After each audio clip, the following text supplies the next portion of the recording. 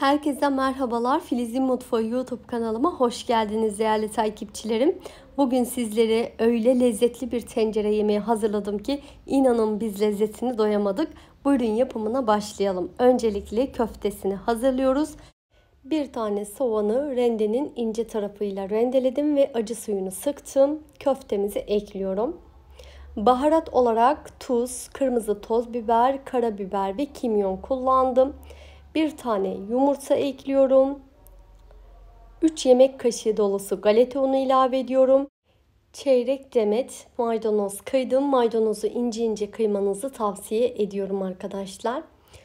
Soğanın içerisinde 2 diş de sarımsak ezmiştim. Onu da unutmadan söyleyeyim. Köftemizi iyice yoğuruyoruz. Köfteyi ne kadar iyi yoğurursanız gerçekten hem pişerken dağılmayacaktır hem de daha da güzel bir kıvam alacaktır. Mutlaka köfteyi 7 ile 10 dakika arası güzelce bu şekilde yumruklayarak yoğurmanızı tavsiye ederim. Ekmek içi ya da galeta unu çok aşırı fazla kullanmayın. Eğer çok aşırı kullanırsanız köfteniz çok sert olur ve lezzetsiz olur. Bunlar önemli ayrıntılardır arkadaşlar. Gördüğünüz gibi yumruklayarak bu şekilde karıştırma kabının içerisine vurarak köftemi yoğurdum. Gerçekten sakız gibi harika bir köfte kıvamı oldu. Daha sonra şekillendiriyorum. Şekillendirirken de bu işlem çok önemli dağılmaması için avucunuzun içerisinde birkaç kere sıkıştırarak döndürmenizi tavsiye ederim. O şekilde hiçbir zaman köfteniz dağılmayacaktır. Evet.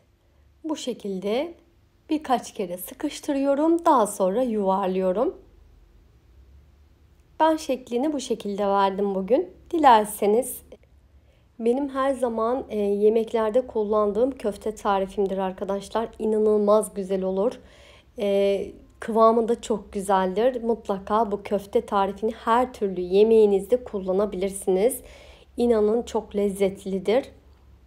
Köfteyi herkes hazırlar arkadaşlar. Önemli olan köftenin lezzetidir.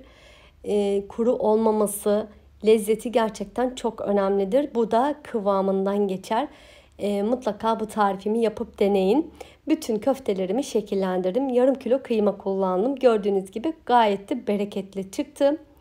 Daha sonra öncesinde ay şeklinde kıymış olduğum patateslerimi kızgın yağın içerisine alıyorum ve öncelikle patateslerimi kızartıyorum. Bugün İzmir köfte yapıyorum. Yalnız İzmir köftenin içerisine de patlıcan ekleyeceğim. İnanın lezzetini ikiye katladım diyebilirim. O kadar lezzetli oldu ki sizlere anlatamam. Yaptığınızda zaten sizler de göreceksiniz. Patatesler rengini değiştirmeye başladıktan sonra tavadan alacağım. İyice bir kızarmasını bekleyeceğim. Bu tarifimizde, İzmir köfte tarifimizde patateslerin kızarması gerçekten lezzetine farklılık katıyor. Bu bir gerçek arkadaşlar. Evet, patateslerim gayet güzel bir şekilde kızardı. Bu kadar yeterlidir. Çok aşırı derecede yanacak şekilde kızartmayacağım.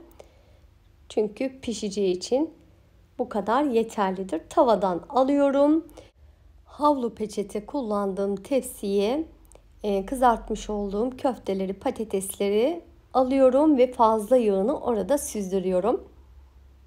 Evet, köftelerim kızardı. Diğer yüzünü de çeviriyorum. O tarafını da kızartalım. Gördüğünüz gibi köftelerde hiçbir şekilde dağılma ve çatlama olmadı. Boş kalan yerleri tekrar köfte alıyorum. Bu şekilde pişirmeye devam ediyorum arkadaşlarım. Pişen köftelerimi içerisinden alalım. Piştikçe gördüğünüz gibi köftelerimiz tombikleşti. Çok aşırı kızartmıyorum. Çok fazla aşırı yakmadan, kurutmadan köftelerimi alıyorum. İnanın çok az bir yağ çekti. O kadar sebzeleri ve köfteleri pişirdiğim halde içerisine koyduğum yarım su bardağı yağdan bayağı bir arttı. Kalan köftelerimin hepsini de koydum ve hepsini bu şekilde kızartıyorum. Boş kalan kısımları da arpacık soğan ekliyorum. Artık beni alıştınız, biliyorsunuz. Ben tencere yemeklerinde arpacık soğanı çok severim. Birkaç tane yeşil etli biber kullandım. Onları da içerisine aldım. Hepsini birlikte kızartalım. Evet, köfteler ve soğanlar pişti. Patlıcanlarımı ekliyorum. Patlıcanları da aynı şekilde uzun uzun kestim arkadaşlar. Ben bostan patlıcanı derler, böyle yuvarlak bostan patlıcanı kullandım. 2 tane bostan patlıcanı kullandım. Orta boy. Ve uzun uzun kestim. Hiç ortalarından kesmedim. Bu şekilde yaptım. Tencerenin tabanını patatesleri koydum. Üzerine de şöyle patlıcanlarımı ekliyorum. Sizin oralarda yuvarlak patlıcanı ne derler bilmiyorum. Ama bizim burada bostan patlıcanı derler. Çok da lezzetli olur. İnanın ben çoğu zaman yemeklerimi, kızartmalarımı, hatta karnıyarığı dahil bu bostan patlıcanı ile yaparım. Etli olduğu için daha da lezzetli olur. Mutlaka hiç denemediyseniz tavsiye ederim. Biberleri de aralarına dizdim. Şöyle. Köfteleri de aynı şekilde aralarına şekil vererek diziyorum. Tabii ki siz dilediğiniz gibi dizebilirsiniz. Yemede gerçekten yanında yat bir tarif oluyor arkadaşlar. Yeni gelen takipçilerim, eğer sizinle ilk kez bu videomda karşılaştıysak kanalıma abone olmayı, videolarımı beğendiyseniz beğenmeyi lütfen unutmayın. Bir de bildirim zilini açarsanız en yeni birbirinden lezzetli tariflerimi ilk önce siz haberdar olursunuz. Tariflerimi sevdiklerinizle paylaşırsanız daha çok kitleye ulaşmama yardımcı olabilirsiniz. Her birinizi çok ama çok teşekkür ederim. Üzerine de köftelerimi ekliyorum.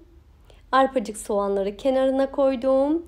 Birkaç diş sarımsak kızarttım. Onları da üzerine serpiştirdim ve sosunu hazırlıyorum. 1 yemek kaşığı dolu dolu domates ve biber salçası karışık tavaya aldım. Şöyle yarım kaşık yağla salçayı açıyorum. Daha sonra üzerine 3 tane domates rendeledim. Kabuklarını soymuş olduğum domateslerimi salçaya ekleyerek iyice kavuruyorum. Sosu da bu şekilde pişirerek yaparsanız inanın yemekleriniz çok lezzetli olur arkadaşlar. Daha sonra üzerine su ilave ediyorum ve suyum kaynayıncaya kadar pişiriyorum. Kaynayan sosumu yemeğimle buluşturuyorum. Gördüğünüz gibi suyu hiç çok değil arkadaşlar. Pişerken suyunu zaten çekecektir. Önemli olan tencere yemeği yaptık. Hafif sulu bir yemek yaptık. Şöyle ekmeğe bana bana. Bu tarifimizi fırında da yapabilirsiniz arkadaşlar. Yalnız ben fırında çok sevmiyorum. Üzeri kuruduğu için, çok fazla suyu kalmadığı için ben fırında çok aşırı tercih etmiyorum. Tabii ki de arada yapıyorum ama benim çoğunlukta tercihim tencerede yapmak. Evet, yemeğim pişti. Şöyle ilk sıcaklığı çıksın. Bir şöyle yemeğim dinlensin. Servise geçelim.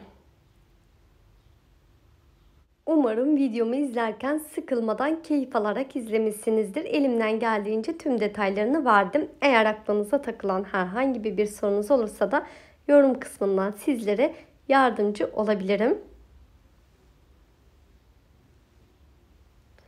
Oh oh, mis, gerçekten mis oldu arkadaşlar. Evet, artık dinlenmeyi bırakıyorum. Evet, dinlenen yemeğim şöyle tekrar göstereyim. Dinlendikçe suyunu çekiyor zaten. Bakın arkadaşlar, inanın çok aşırı sulu olmadı. Kendiniz de gördünüz.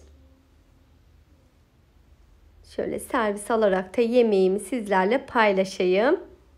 Yapıp deneyeceklere şimdiden afiyet şifa olsun. Eğer yapar denerseniz de görüş ve düşüncelerinizi mutlaka bildirin arkadaşlar. Sizlerin görüşleri gerçekten benim için çok kıymetli. Şöyle bir porsiyon. İnanılmaz güzel bir tarif verdim bugün sizlere. Şöyle yakından da göstereyim. Yemeğin görüntüsü lezzetini zaten gerçekten ortaya koyuyor.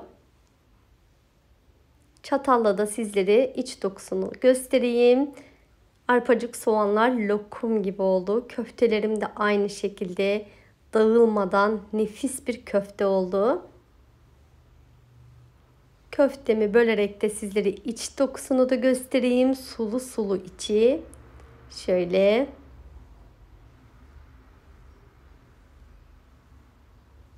Patatesler ve patlıcanlar da aynı şekilde zaten görüyorsunuz. Lokum gibi arkadaşlar.